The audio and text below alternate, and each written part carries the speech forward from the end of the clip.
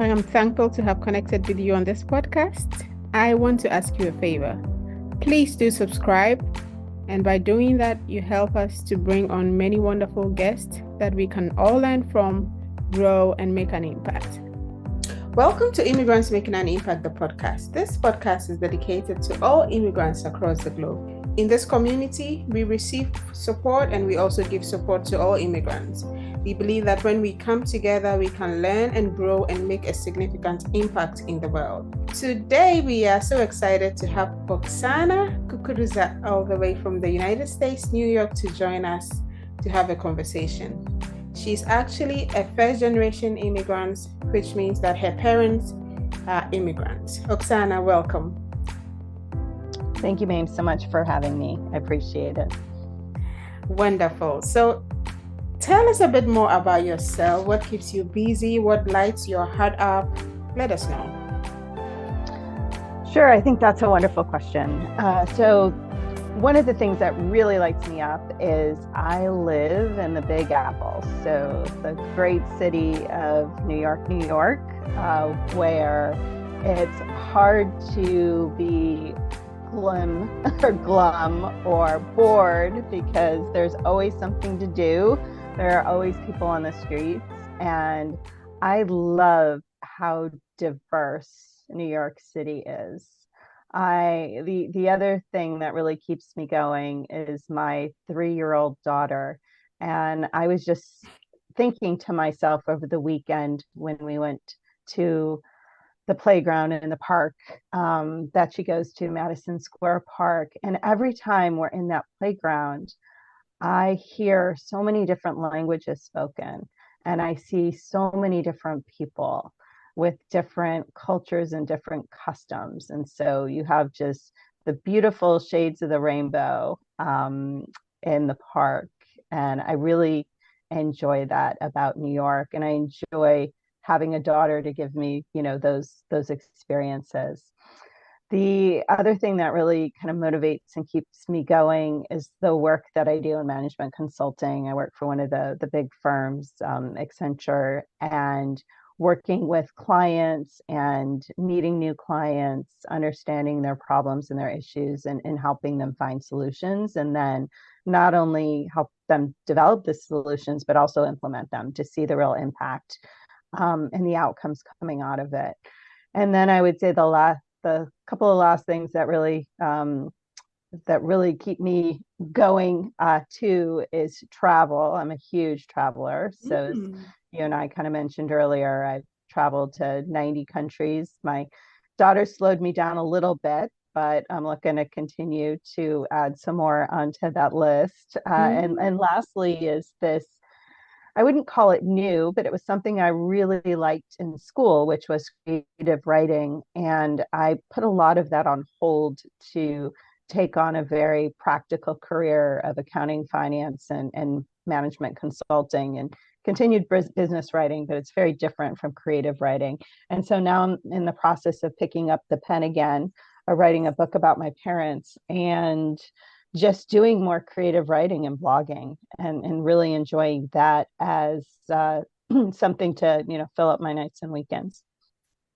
Good to know. Wonderful. And I love the fact that you are adventurous, that you have been able to travel to 90 countries. That is beautiful. But also along your journey, traveling to 90 countries, what have you learned about people and cultures and travel in general?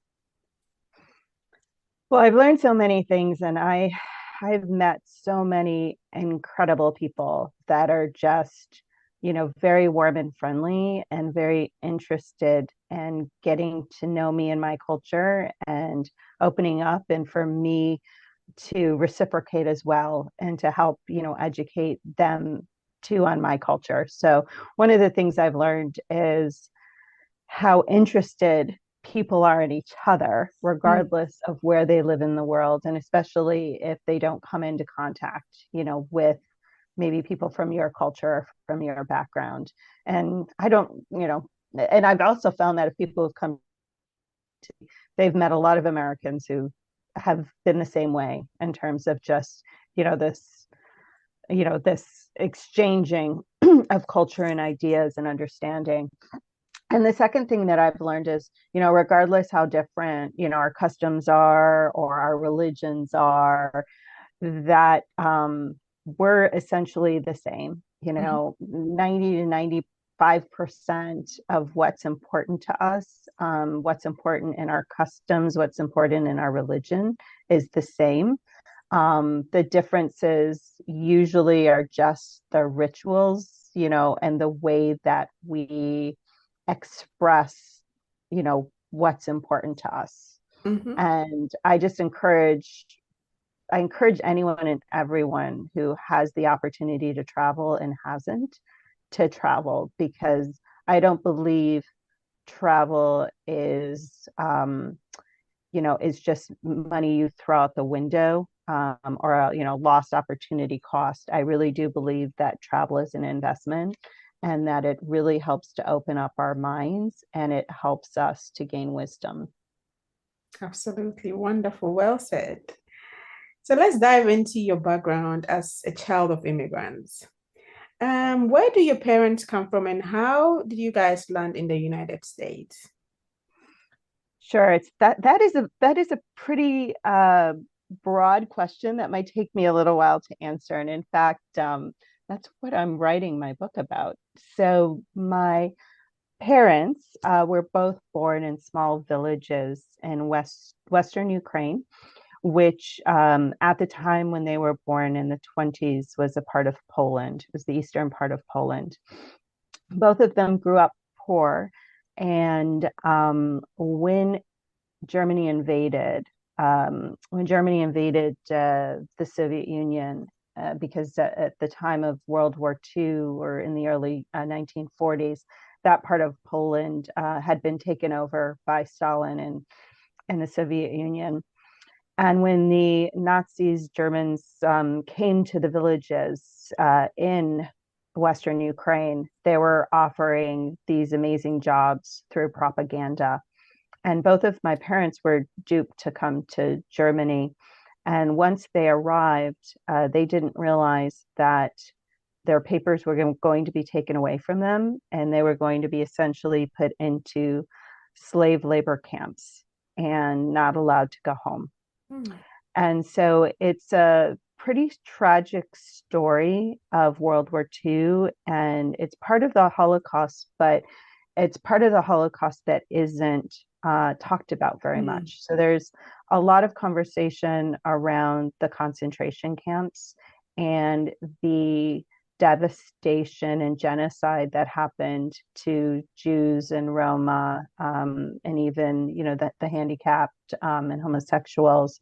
But very few people realize that on top of that, 12 million Eastern Europeans were either enticed to come to Germany to work for free as slave labor, or they were kidnapped and forcibly deported to Germany. And there were people as young as 12 years old forcibly taken away from their families to come to Germany and forced to work for many under conditions that were not much better than concentration camps. My mother told me quite a bit about her experience in a slave labor camp that was very similar to what I saw when I toured Auschwitz-Birkenau.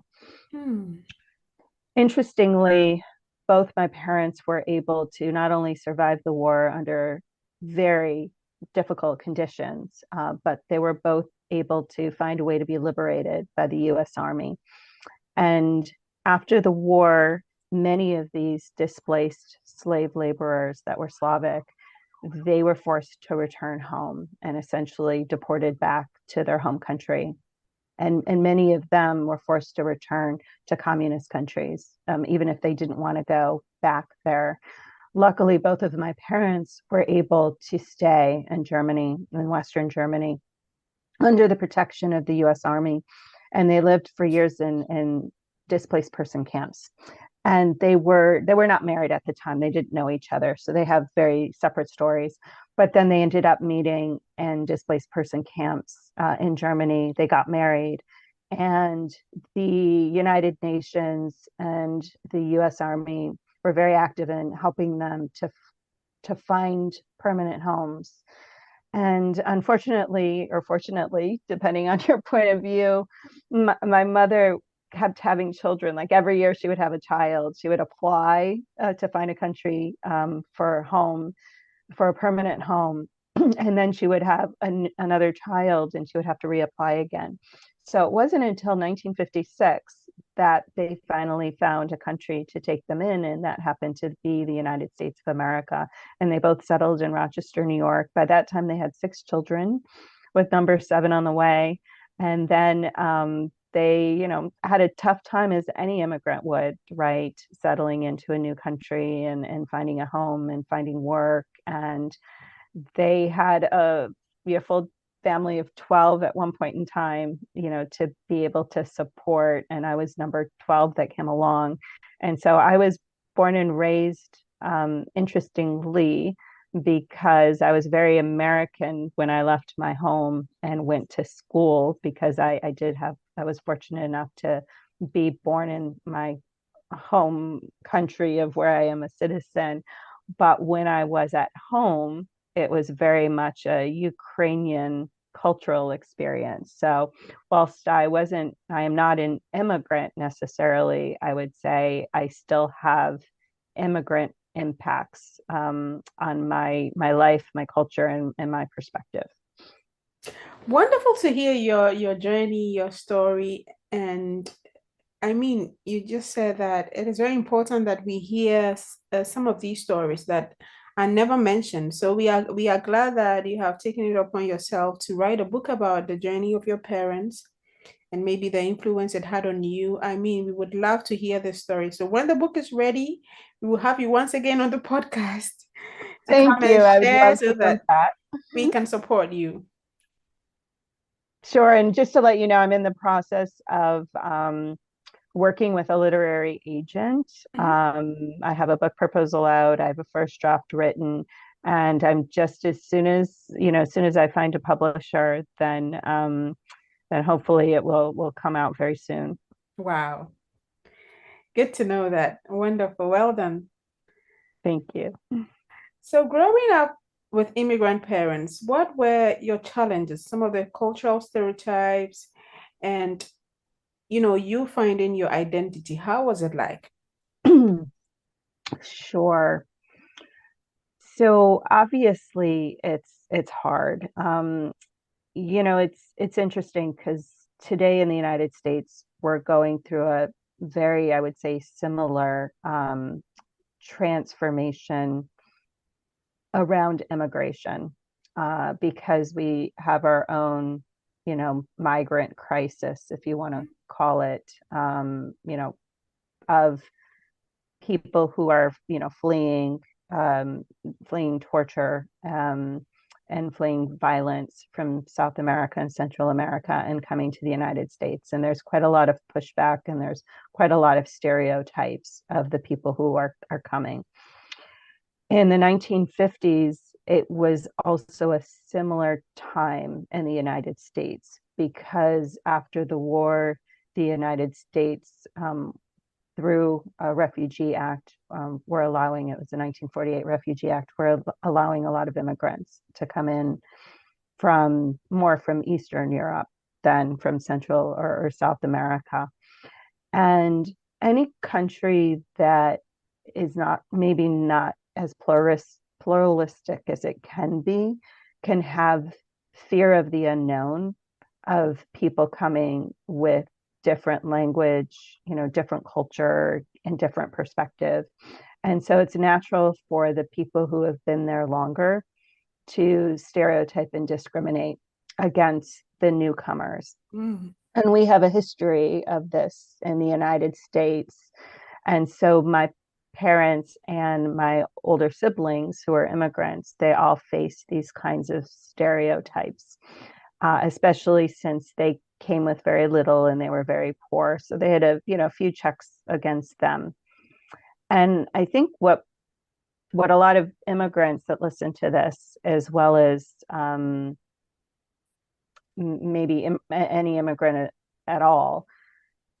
Most immigrants don't choose to leave their country because they're just in it for the money.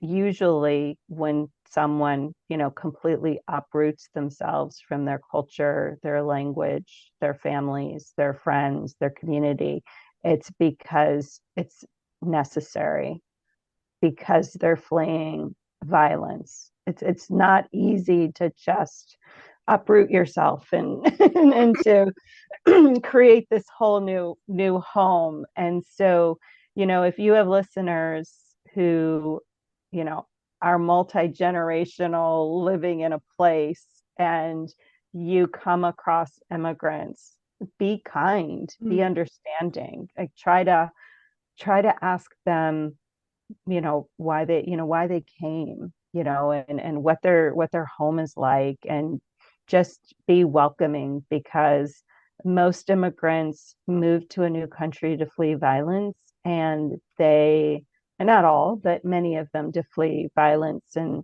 terrible situations at home, and they want to do well in the new country, and they want to contribute to the new country, and they're often very hard workers. And that's what my parents were, and that's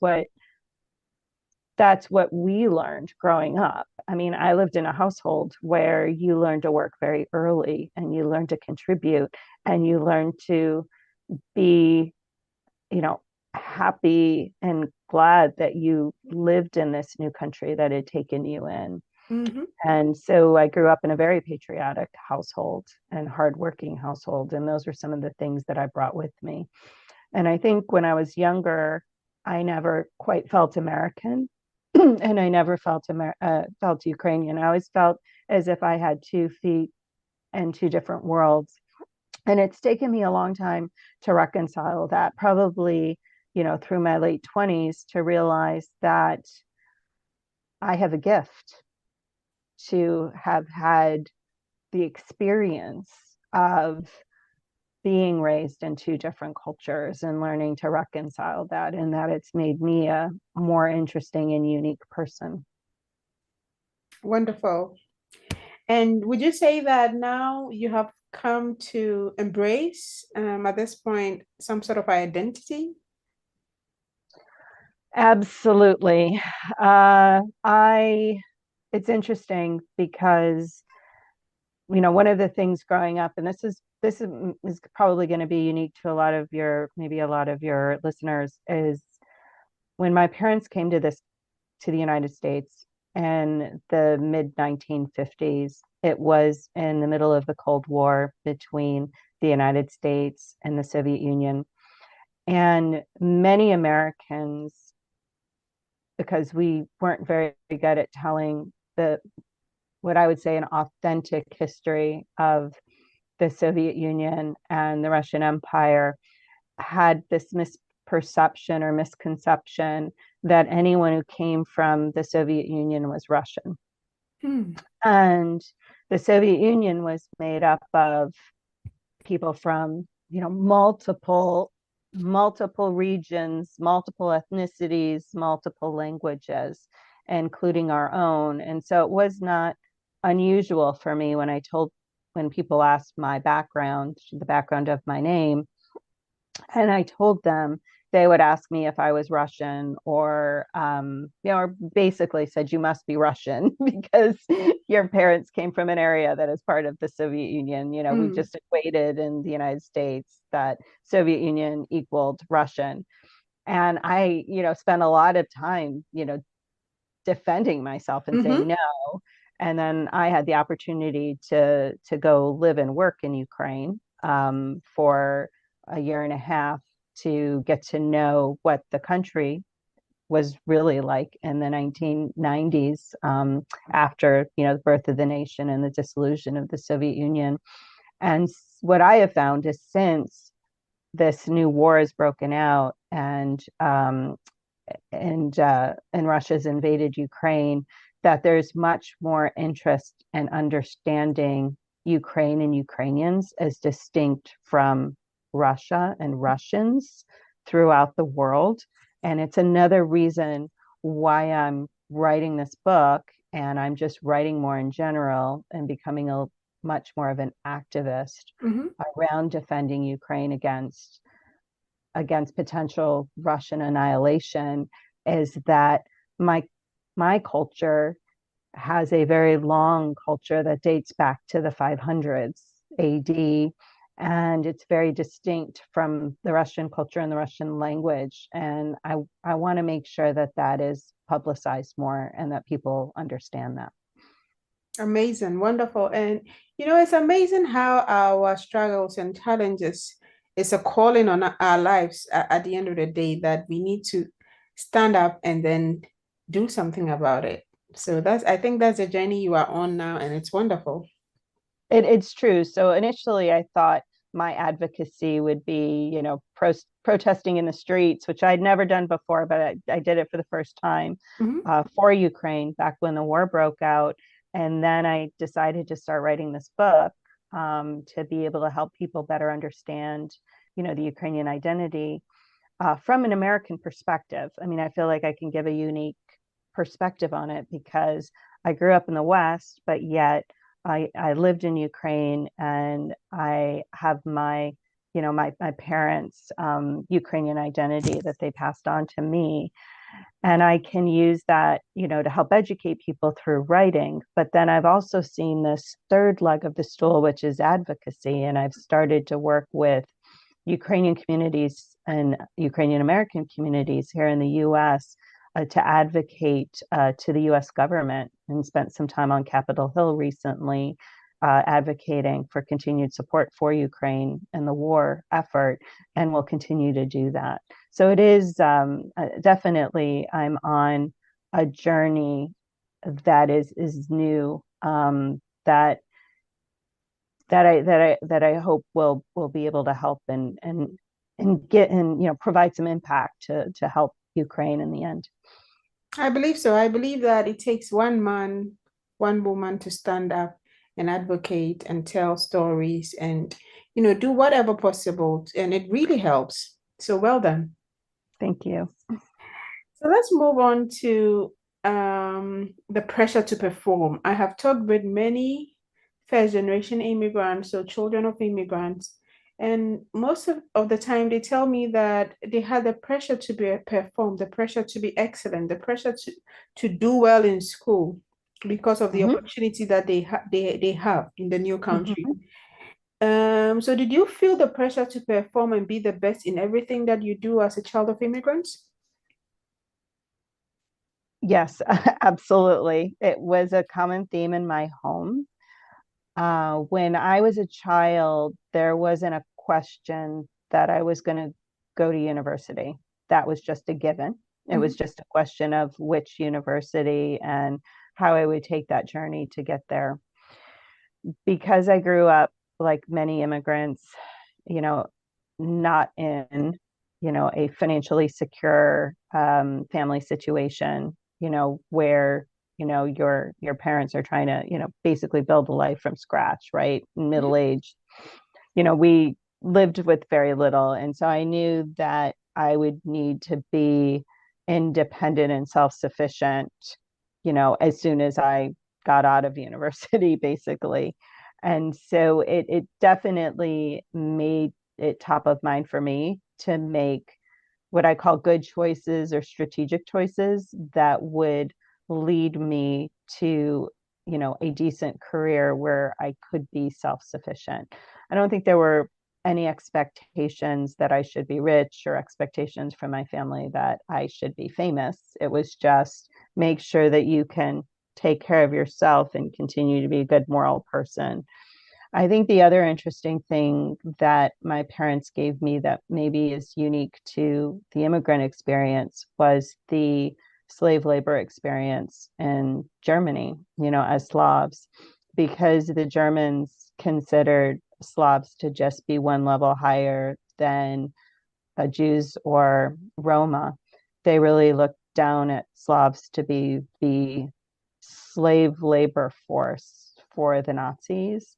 And so the other thing that I received as a gift from my parents is resilience, never giving up, always having hope.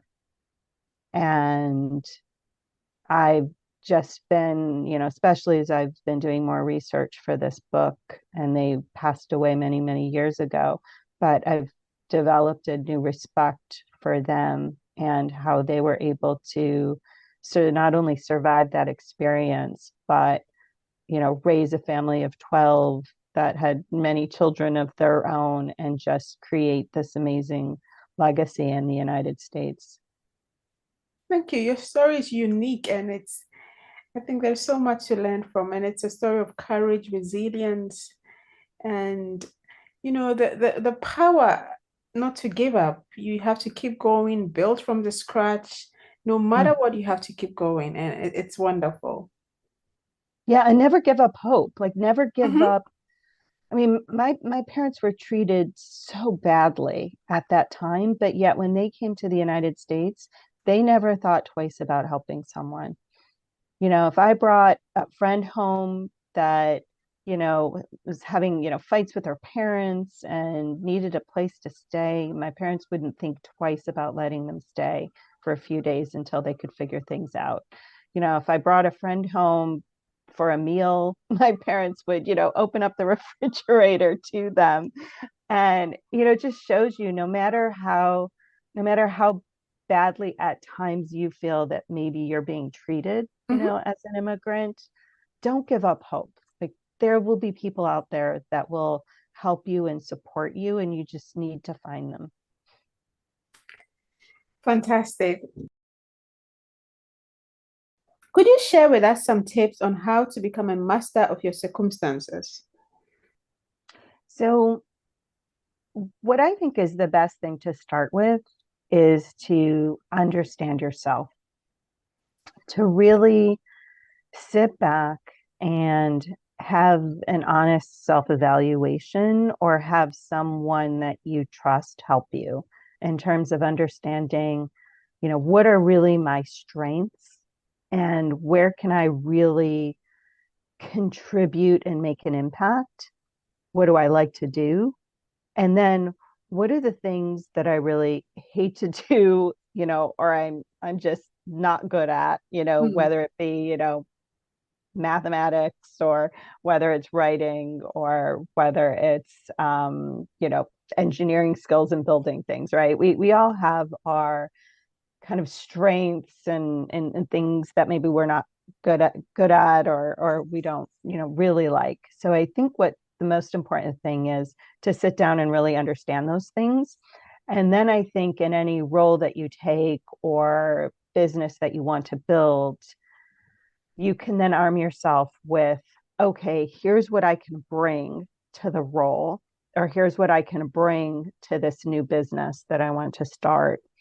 And here are the things that I either need to have a team member help me with, or maybe a manager help me with because it's not my strength. Or maybe here's where I need to bring in a partner that can help me build this business. So, for example, I don't consider myself to be the best marketer by any means. I mean, I can develop good client relationships, but marketing and cold calling sales, are not my forte. So let's say if I decided to go on my own and build a business, so I know many of your listeners are entrepreneurs, Mhm. I would look at myself and say, I'm good at operations, I'm good at creating ideas. I'm good at client relations, once we get them in the door. I've got the financial acumen from accounting and finance, but I need to make sure that I have a marketer, somebody Mhm. who's good at sales and marketing to be a partner of mine.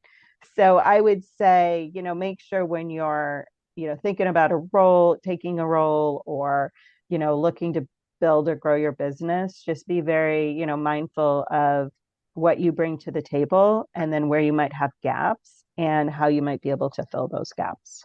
Wonderful. Know what you bring to the table, where you have gaps, and where you would need help. Could you share with us how you are making an impact in your community? What keeps you busy?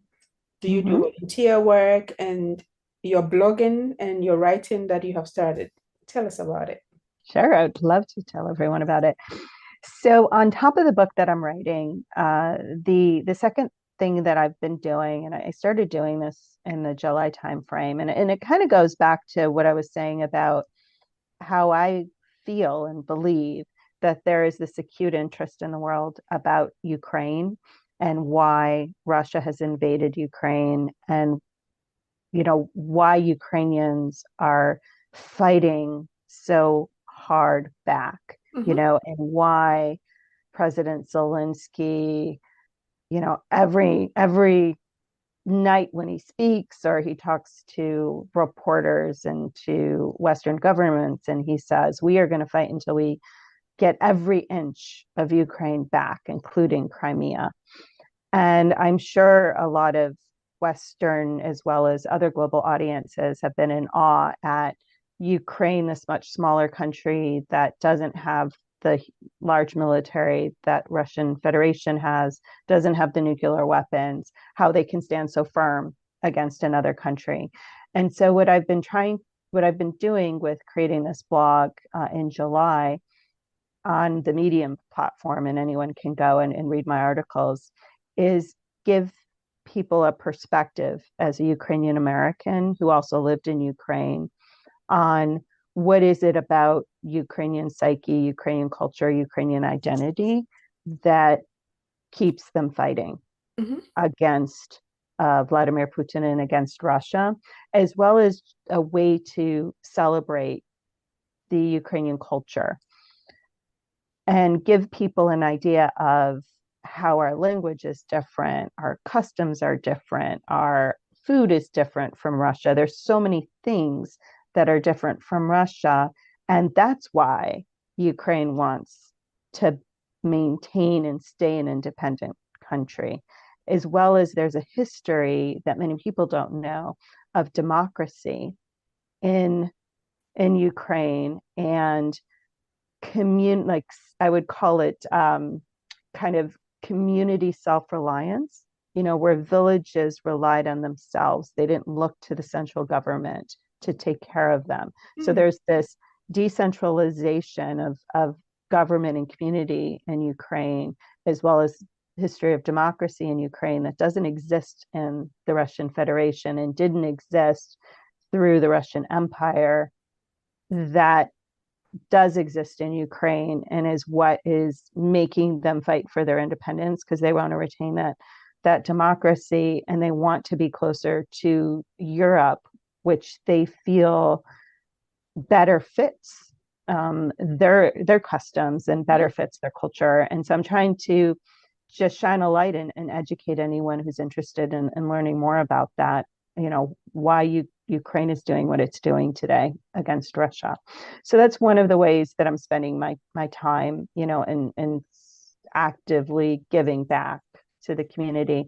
And then the other way is through advocacy. So I've become very involved in working with Ukrainian groups here in the U.S. to advocate to the U.S. Congress on Capitol Hill on different resolutions that are being pondered within our Congress that will help support Ukraine in different ways, whether it's additional funding for Ukraine, or whether it's shining a light on the current genocide that Russia is committing in Ukraine by stealing, some say 20,000 Ukrainian children and placing them in Russia with Russian families, and now training them and teaching them to become Russian.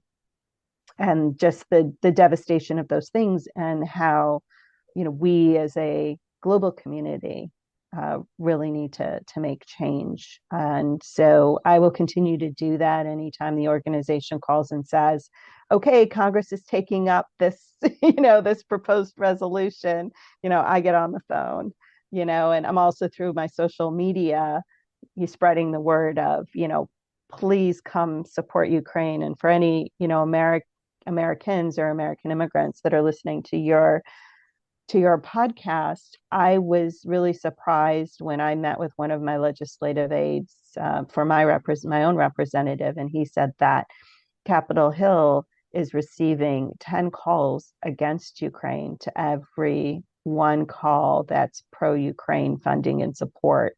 And so I think it's just those who are against are more vocal, and those of us who are for just need to do more, and get on the phone and send emails to our Congress people to tell them that we want to continue to support Ukraine.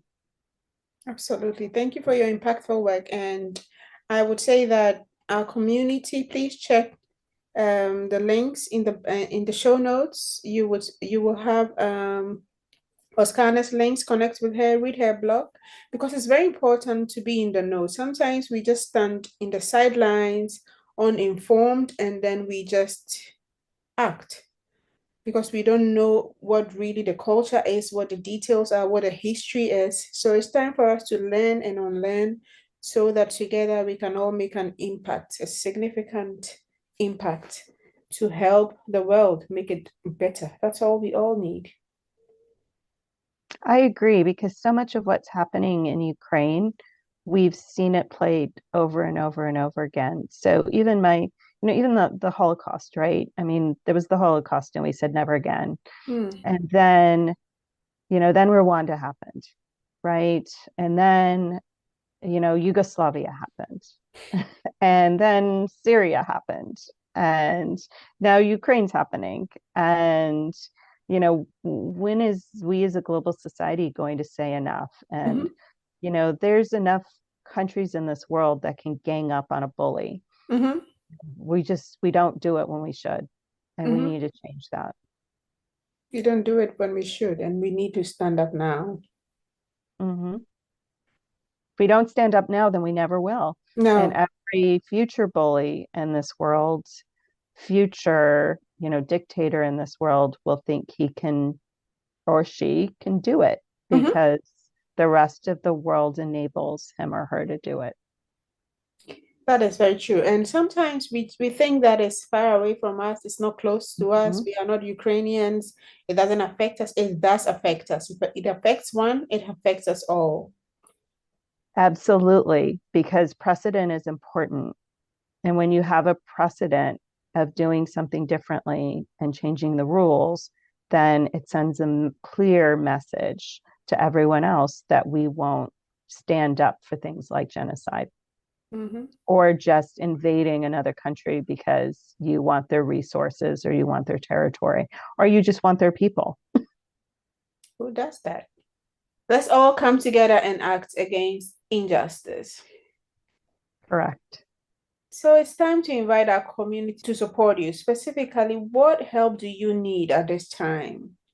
So what would be helpful is, for the community to just understand a little bit more about what's going on with the Russia-Ukraine crisis. I would love it if they could, read my blogs, maybe join me on social media, help me with my advocacy, just emails or making calls or even just telling me that they support me, because I can always make the calls myself and say, I know 1,000 people who want to support the same resolution, and read my book, and or maybe repost the things that I am blogging about or I'm posting on social media, just to increase the awareness of what happened during World War II, what's happening in Ukraine, and how it's history repeating itself. And and if we all come together, even though we all feel, like you said, right, this is so far away from me, or maybe we think I'm just one person and I have no power. I'm not in government. I'm not a influential social media person, or I'm not a famous person in Hollywood. It doesn't matter. If there are enough of us, we can make an impact. And so I would say to your listeners, even if you just get involved a little bit, if we all just do a little bit, it's a lot of power. If we all just do a little bit, it's a lot of power to make a positive impact. Thank you. So finally, Oksana, please complete the sentence for us. Immigrants are strong, capable, intelligent, resilient, flexible people who highly contribute to improving their new country that they call home. That is so sweet and kind of you. Thank you so much for coming and sharing your story, your journey, the impact that you are making. And we want to tell you that we are cheering you on, and together we will make a positive impact. Thank you so much for having me, and I really appreciate the support.